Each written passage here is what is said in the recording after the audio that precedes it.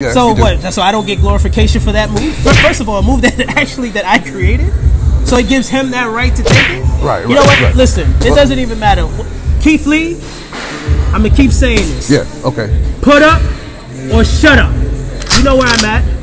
You see I train. I call you out. Yeah, I'm going to keep calling you out. Okay. So whenever you choose to finally get out of your shadow or get out of your little honeymoon, just know that Supa's ready. Okay. All right? Okay. Now wait. Oh. I had to make sure, out of respect, to this individual right here. Again, no stranger, bro to the show, if anything. Supa Nitro. What's going on, man? Happy New Year. I know we're in March, but Happy New Year. We're well into the New Year. Don't do that to me, because Larry David said no late New Year's ever again. Please. Gotcha. Don't be tacky like that. So I had to make sure I wasn't tacky either. I had to come to the main source as far as where you train. One of the places you train at, you know. Yes. Besides resting your hat at home, this is where you go, you know, get the stress off, get your load off, you know, proverbially speaking, pause. In the middle of that ring, back there, if you can see it too. Better angle too. Right there. There you go. Right You got it. So shout out to the Coliseum 2.0, I believe, out here in Jamaica, where you frequent often as far as like, Jamaica, New York. Jamaica, New York. Jamaica, Queens, New York. Exactly. Jamaica, Queens, Thank you for that. Just so where you go to get the ring rust out, you know, when it's time to prep and everything too, you're ready, you're centered, you're focused to do your thing. In the dojo, one of the many you have it per se. So I wanted to catch up with you. It's been a while since we touched base as far as like what you've been up to, what you've been doing specifically. I know you told me off screen that according to what you got going on, you're booked for like a match for every month coming up until like summertime, right? Roughly? Yeah, just about, yeah. Like, you know, I'm booked, but, you know, just waiting for, just not even waiting, but making more opportunities. Because, of course, like I said, last year, we've been watching my promos. Last year, I've been waiting for opportunities. Now this year, I'm going to make the opportunities. So, of course, you know, see, this, they get their workout in. I apologize for that. You know, they feel the power of Supa. But, serious note, just making opportunities. And yes, from now until like June, July, I'm booked up. Good. That's good to hear. All right. But are you looking forward to more bookings, or is that what you're selling for right now? Definitely more bookings, man. Like I said, last year I waited for a lot of opportunities. This year around, I'm making opportunities. So I'm just letting the world know who Supa Nitro is more than ever before. Before, like I said, I just waited for people to see who I am. Now I got to show the people who I am. In other words, knock doors. Actually, not even kick down doors and let them know, hey, listen, I'm the guy to book. Give him a kick one time, a good wata. So like for emphasis. Give him a kick. Bang! Like right there. Give him another one. Just bang! Kick it right there to the side. There you go. There you go. Laying it in. Real thick. The side kick, thrust kick, pump kick, whatever you got going for them too. Exactly. What do you prefer as kick wise? If you had to kick down the door, what kind of kick are you using? Sure, I'll give the front kick. Bang! Right there. The ball to the foot, to the door, straight. Right there. Straight through the door. Straight through the door. Straight through the door, the dome. Because you know, a lot of these people out here, promoters, let's not name anybody specifically, but of course, they're not giving you just due. I think it's like a proverbial kick to the dome to wake them up. Let it be known you're out here making the rounds, literally with the roundhouse kicks, all that too, prep, whatever you got going on for you. Exactly, and that's what goes back to what I was saying earlier, like just tired of waiting for opportunities, man. You know, that's all I've been doing is just waiting. I sit on the sideline. It's like basically the kid at the game, you know, like I hope they pick me, and I sit out, and next thing you know, I don't get picked. And, you know, and now it's time. I'm tired of waiting. I'm tired of waiting for them to go, you're next on the game. I'm going to tell that coach, yo, listen, put me on the game. I'm not waiting. Put me on the game. I'm ready to step in, coach. You're done warming the benches. Yes, I'm done warming the benches. You're done warming up the ring, if anything. Exactly. I'm done. Ready to get it in. Exactly. Laid in thick. Definitely. Most definitely. All right. The time for waiting is over. You know, the cliche say, time for waiting is over. Seriously. It's my time now. So, you know, no copyright infringement right there. No time better than now, exactly, of course. But I do have a question for you, and it might be probing. I don't know exactly how to approach it. You know, you've been doing these things, these kind of promos out here as far as approaching a certain thing that's come up seemingly out of nowhere, at least to me. For as long as I've known you, for as long as we've been dealing with each other. Okay, you got some promos out there now where you're more serious, you're more in tune with, I guess, who's been laying dormant as far as Supa Nitro is concerned. Yeah. And that's Supa, S-U-P-A, not Super. Yes, not. Because we're making that clear too. Yes. Not S-U-P-E-R. No, it's S-U-P-A. Supa. Exactly. But these promos now, you're going against a certain individual, or they're aimed at a certain individual by the names of, well, many names besides Keith Lee, but he's been Bearcat before he left that company. There was, I forget the other name he had too when he was on the Indies making the rounds, but Keith Lee, that's your main focus now with these promos you've been doing. Yeah. So as far as the promos, what's the beef there? How do they come up and why now all of a sudden? Well, I mean, I seen this. I happened to glance at Keith Lee at one time, even before he made it to the bigger industry, and he happened to use a finisher correction that looked oddly familiar. So I let it rock because I wasn't even I wasn't even in the ring at that time, but I did use it before when I was in the ring at the time prior.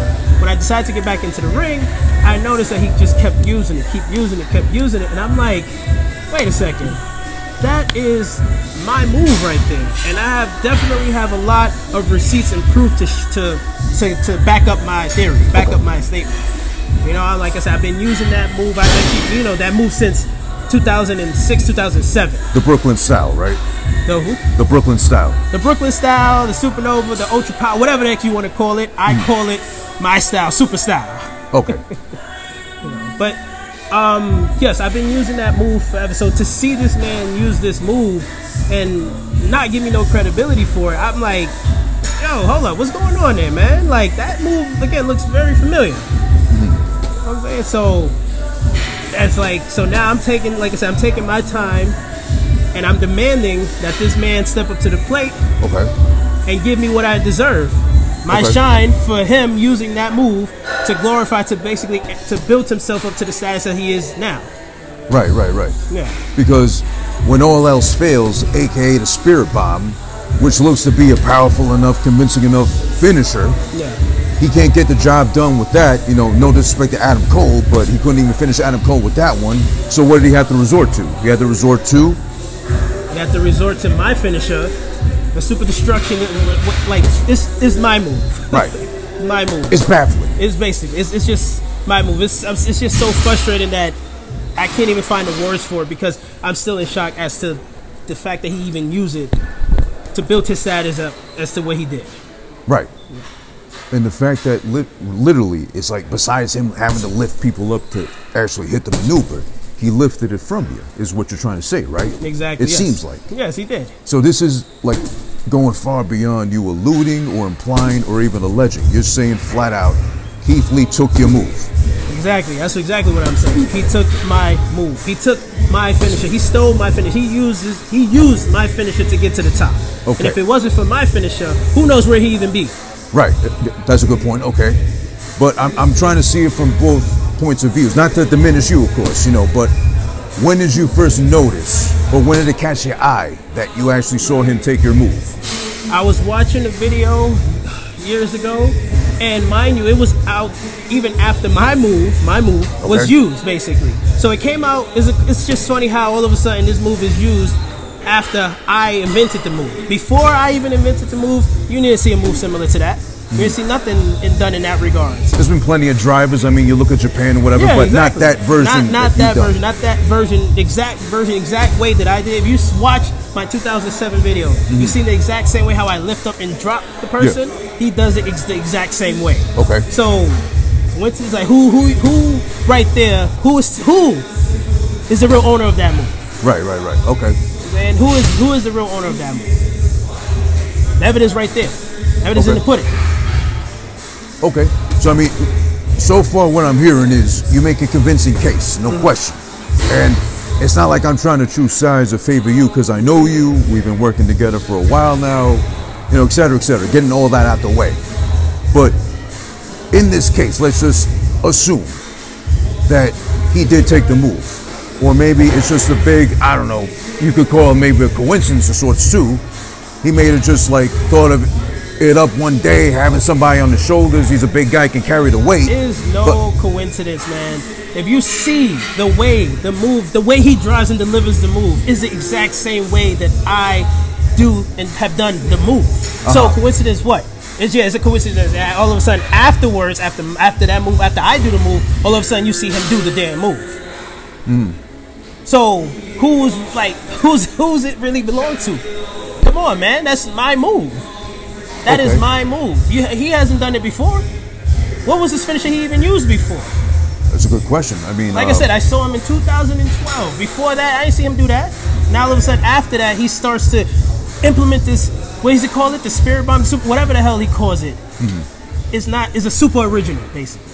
Just know that it's a super original. Okay. So he uses super original's move, cleans it off, and use it as his own. Why? Because he think I'm some kind of lower card, undeveloped worker.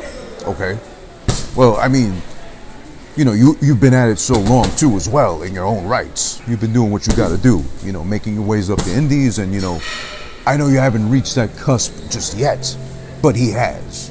I mean, do you think really someone as big, as powerful, as imposing as, you know, just standout-ish, no offense to you, of course, that Keith Lee is, don't you think the move kind of merits the size? The move, it's my move. I know you're saying this first. Yes, exactly. Straightforward is my move. Okay. Regardless of what, I've picked up plenty of big guys, bigger than Keith Lee, and finished them with it. Okay. So it doesn't matter the size. It's all on the person of the heart. It's me. It's my move. Shit. I've used that move to defeat and taken out plenty of my opponents. Okay. Okay. Yeah, he's bigger than me, but there's only one true originator of that move. Okay. That's Supa. Okay. Okay. So if anything, you're Supa Nitro. He's Supa Thief. If anything. Exactly. Okay. Supa Thief. That's what we're gonna call him, the Supa Thief. Okay. Because like I said, he's usually glorified, like he carries it on his own, like it's his own. He's walking down the pencil, like he's basically achieved a lot using my finisher to achieve that greatness. Okay. He had to go look at some old YouTube videos of people, of underground fighters to use a finisher to glorify his fame. What does that tell you? Okay. There's probable cause there. Like if we were in a court of law, I'd see like that's some decent evidence you got, put forward. But then again, listen, hear me out though. I mean, he's well spoken. He's a big man. He carries himself gracefully. He's like a gentleman in the ring. He just got married. I mean, there must be a reason why he just had like 2 big matches on AEW. He's a big deal because he got signed. So that's a reason for him to take my move. So all of that, like what about me? What does that say for me? Like, right. What? Because I'm not married. I speak very clear. Oh yes, yeah. So what? So I don't get glorification for that move. First of all, a move that I created. So it gives him that right to take it. Right. You know what? Right. Listen, it doesn't even matter. Keith Lee, I'm gonna keep saying this. Yeah. Okay. Put up or shut up. You know where I'm at. You see I train. I call you out. Yeah. I'm gonna keep calling you out. Okay. So whenever you choose to finally get out of your shadow or get out of your little honeymoon, just know that Supa's ready. Okay. All right. Okay. Now wait. Okay. I guess that's all we got time for. I mean, the man clearly is upset. I might have rattled him unconsciously, unknowingly, but I didn't mean to do that. Supa Nitro, of course, friend to the show. I mean, as long as I don't got to meet him in the center of the ring here too. It's kind of sweaty and musty, and he's training guys too. I can't take a bump. I can barely prevent myself from tripping over my balls, because they drag and I'm older. I'm bald and all that. I got a lot going on in my mind too, and I'm sure he does too. With Keith Lee allegedly sealing the move, but we'll further confirm that too and see what the point is too. But I think I might get out of here because he ran from the bathroom. He's back out the bathroom. He's got a mean look on his face, and I'm in Brooklyn too, technically speaking. I guess Jamaica, but whatever. I'm not welcome here. I'm too light skinned for this shit. Yo, it's over. All right, it's over. It's over. Move the mic. Move the mic. Thank you. All right.